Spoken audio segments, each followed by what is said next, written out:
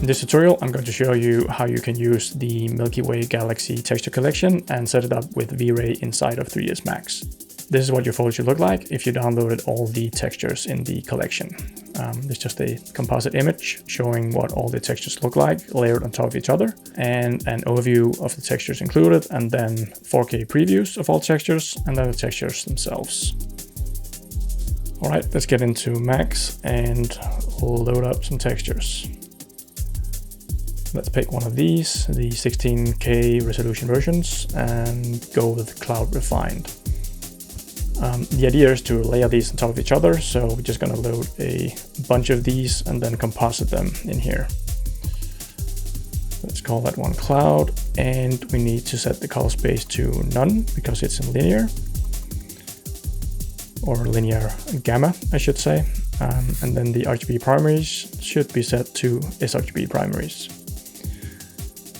Plug this one into a composite map and just add a bunch more because we're going to need a few more of these. And then plug the result into a VRayLight material. So this is our sky. Let's crank this up. And there we go. Let's make a sphere and make it really big. Add some more segments to it so it's a bit more round and smooth. All right, so now we're inside the sphere. We need to do two more things. First off, we need to enable emit light on backside. And let's plug the texture over here. And then secondly, we need to flip or mirror this sphere. Otherwise, all the textures are going to be mirrored because they're made to be projected from the inside on the sphere as opposed to outside and onto the sphere. So I just selected my scale tool, opened up this transform box, and then I'm just going to negatively scale it 100% on the x-axis. And now I should be able to hit render. Cool. One more thing. You don't have to do this, but I would suggest that whenever you're working with additive compositing and layering, if you want to really boost the exposure of this, you'll quickly run into this issue where you have clipping in the highlights. And a way to get around that is to simply go up here and under color management, and then change the color workflow to OpenColor.io, and this will default to ACES CG.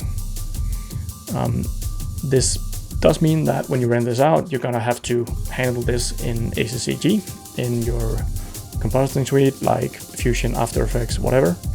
But what you gain from it is that it's just a lot easier to work with these exposure levels. Even if you go to something crazy like this, you're still gonna have neat unclipped whites.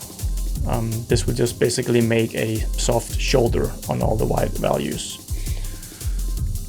So let's just crank this down to something more reasonable, and let's add some more textures.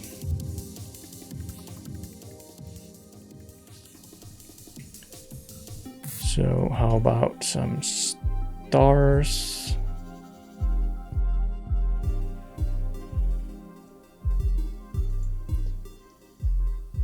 Put it into layer 2. Set this to addition. This is the beauty of having this in separate layers. Now you can really dial in whatever look you're going for. And if you run into this issue where, let's say you want these stars to be super bright and you already hit 100 in here, and you don't want to go back and forth with the multiplier in here and back to the textures, what you can do is simply go into the stars here where it's loaded and then crank up the overall multiplier.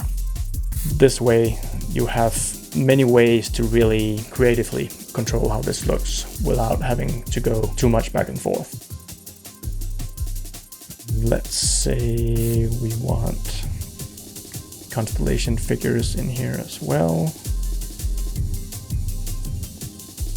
Add that in there, set it to addition as well. Now this one is cranked up way too much. Let's set it to something like that. And now we can kind of go hunting. I am not an astronomer, so, but I do know the Little Dipper, the Big Dipper. And if you're like me and you maybe want a little bit of help, what you can do is use this constellation names map and simply layer that on top in here.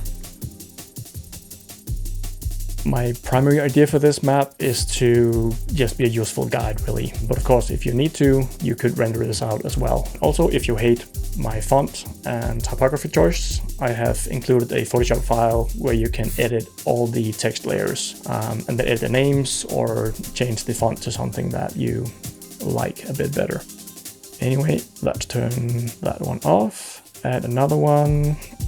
Maybe put in some color.